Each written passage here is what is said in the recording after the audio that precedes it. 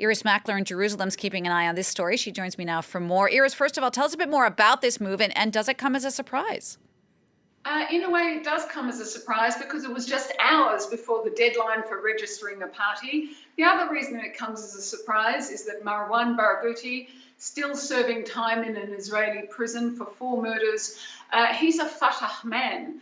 And in effect, this splits the Fatah vote.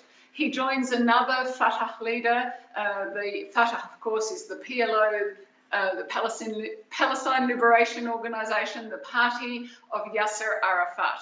And what we saw a number of weeks ago was Yasser Arafat's nephew, a former Palestinian foreign minister, Nasser al-Kidwa, taking the same step.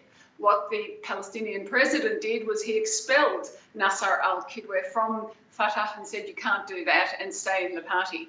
Will he now also expel Marwan Barghouti, who has a great deal of popular support in the Palestinian street? It's definitely, this is a step that shakes up these upcoming elections and shakes up the Palestinian political map and weakens Fatah. But tell us about the impact this might have specifically on the election that's coming up. Well, it's, up until now, I was confident, as confident as you can be in Palestinian politics, that we were going to see this election take place.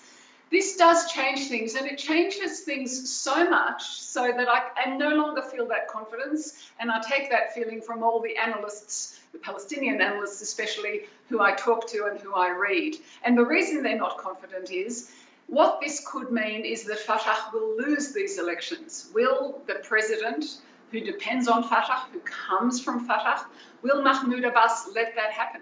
It might be easier for him to call off these elections, to call off the presidential elections that follow them, to ensure that Fatah stays in power. So it strengthens Hamas, it weakens Fatah, and it lessens the likelihood of the elections even being held.